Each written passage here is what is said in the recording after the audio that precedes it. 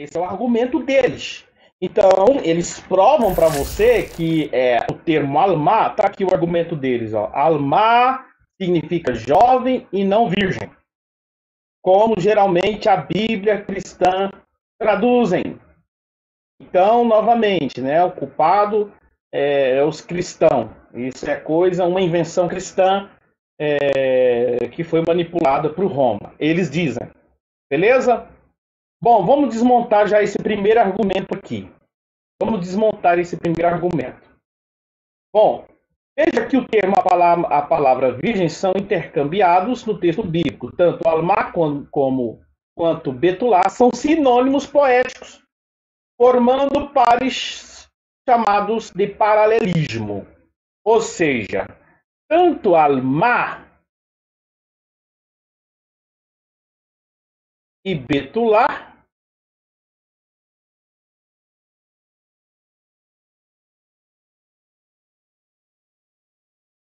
alma e betulá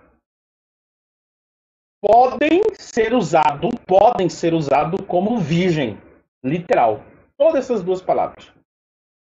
Bom, nós temos aqui o doutor comprovando pela arqueologia cientificamente. Bom, para aqueles irmãozinhos que às vezes não têm entendimento sobre isso, tal, por isso que às vezes eu preciso explicar como se estivesse explicando para uma criança que ainda não entende. Para alguns irmãos já entende que a gente está falando assim, já pega rapidinho.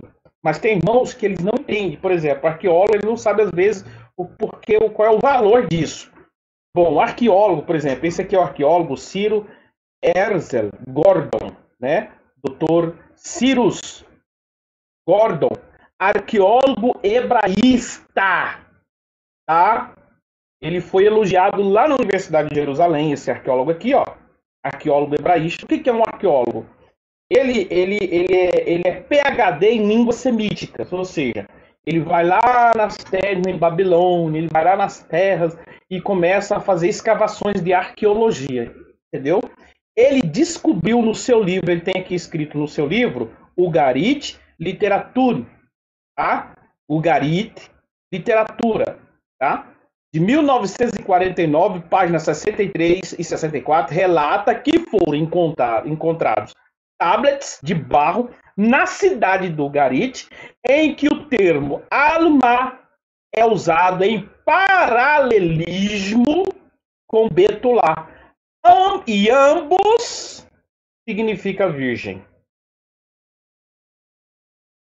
Então nos tempos dos profetas Isaías, nos tempos antigos, todos os dois termos, tudo depende do contexto, tudo depende, tem vários fatores, mas ambos poderiam se usar de uma forma sinônima, num paralelismo poético. Pronto. Comprovado por arqueólogo. Agora, se você fica aí blá blá blá blá blá, blá e não considera arqueologia, você é um negacionista, você é um religioso. Algo comprovado pela ciência arqueológica, você não acredita, então realmente tu não passa de um fanático religioso que quer enganar outras pessoas. Então, só isso aqui, ó, já refuta esse argumento. Observe que aqui já cai por terra esse argumento que isso é invenção da igreja, do cristianismo e blá blá blá. Aqui está o livro, tá? Aqui está o livro dele, que foi apresentado, tá? O livro dele está aqui, a página, ó, aqui, ó, quando ele usa aqui, ó, tá? Almar, ele vai fazer o comentário, ele descobriu. Beleza? Tá aqui, ó. Vai ler. Beleza? Já cai por terra essa bobeira aí que a gente fica ouvindo. Agora vamos para o segundo tópico da refutação. Bom, na refutação aqui, no argumento deles aqui, diz que a profecia não tem nada de messiânico. Aqui, ó, não existe nenhuma profecia messiânica. Então, o profeta Isaías, quando fala do menino, a semente de um menino, não tem nada de messiânico. Ele diz aqui, né? Que o Messias deveria sob uma concepção virginal.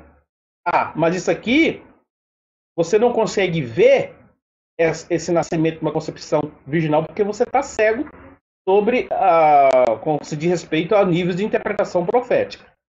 Tá? Então vamos lá. Já provei isso aqui, vamos lá. Vamos lá. Então, no capítulo 7:14, ela dará à luz a virgem, né? Dará à luz. A moça dará à luz, o que você pode falar o jeito que você quiser. Bom, eles dizem naquele texto que a profecia era para aquele tempo, pronto, ao lado do rei Acaz, tá, e tal, se cumpriu. Capítulo 8, versículo 3, nasceu o filho do profeta Isaías, tá? Maessa lá asbaz, tá bom? Um menino nasceu, tá aqui, ó. Capítulo 8, versículo 3.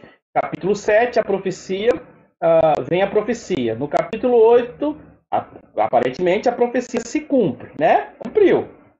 Mas aqui no capítulo 8 continua algo interessante. Diz que o Emanuel, a extensão das suas asas, encherá toda a largura da terra. Isso aqui já é uma profecia fora do normal.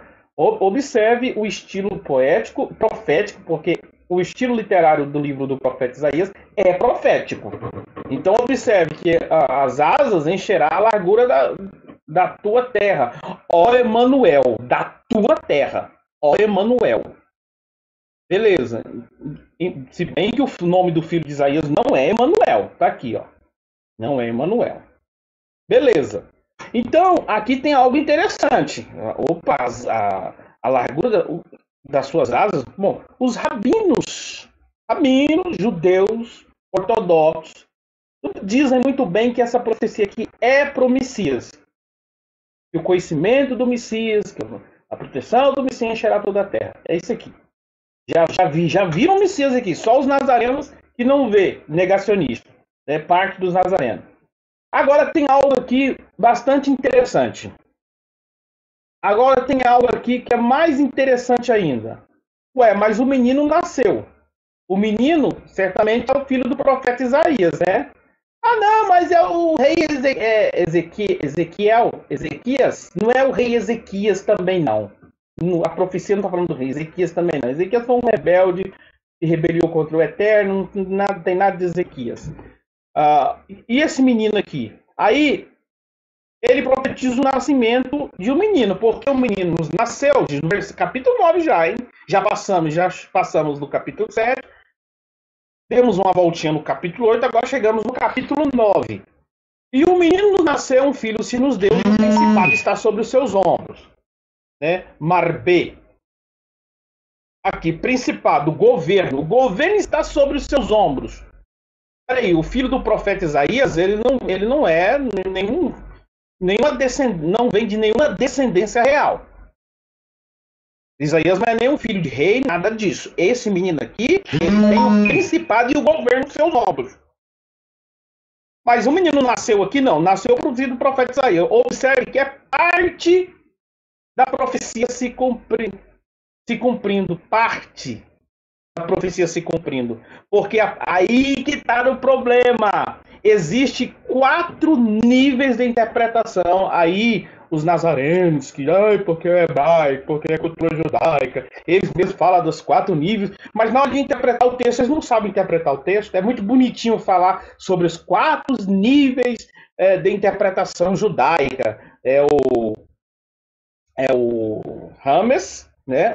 Rames não. O primeiro é o Peshat, o sentido literal. Podríamos dizer que isso aqui é o sentido literal. Peshat. Se cumprindo. Temos o nível Drash, tá? O Drash, gente, né? O nível Drash. Temos o Remes e temos o nível Sod. Então, como é uma profecia, então é óbvio que existem elementos ocultos. Profecia está dizendo uma coisa, mas haverá um cumprimento profundo. Claro, claramente falando do nascimento do rei Yeshua. Porque quem é o rei? Quem vai nascer da tribo de Judá? Quem é que governará o mundo? E quem é o reino que não terá fim? Qual é o reino que terá paz? Não é a de Yeshua? Então essa profecia aqui não está falando de nenhum rei literal de sua época. Está falando do nascimento, do Mashiach. Então, quando você faz, é muito assim, coincidência, né? Um menino no capítulo 7, um menino no capítulo 8 e um menino no capítulo 9. Aí vem, né? Aí vem o Mateus Tá? Vem Mateus capítulo 1, versículo 23, que conhecia os níveis de interpretação, sabia dos níveis de interpretação, diz que o Machia, né, Maria deu à luz, era virgem e deu à luz a um menino. Ele fez uma conexão com a profecia de Isaías. Foi ele mesmo que diz isso, para se cumprir o que diz o profeta Isaías. Foi ele que diz, Mateus, porque ele sabia dos níveis de interpretação. Entendeu? Bom, irmãos, precisa de mais? Para mim está resolvido. É só negacionista que quer negar o texto. Não foi Roma coisa nenhuma. Cuidado com essa mentira. Um nazareno que nega a Bíblia não é nazareno coisa nenhuma. Você pode ser nazareno, não sei de onde, mas os nazarenos bíblicos vocês não são. Se negou a profecia bíblica e fica colocando mentira, dizendo que foi adulterado, porque vocês não têm capacidade de fazer uma interpretação correta das escrituras, vocês não são os originais, não. Os nazarenos não negavam as escrituras. Beleza? Então, cuidado com o argumento ad hominem. Significa isso. A pessoa não tem poder de argumento, de refutar as escrituras, então fica falando mal dela. Então, para você desanimar o texto, desacreditar do texto, simplesmente fala que foi adulterado. Cadê a prova? Eles não têm.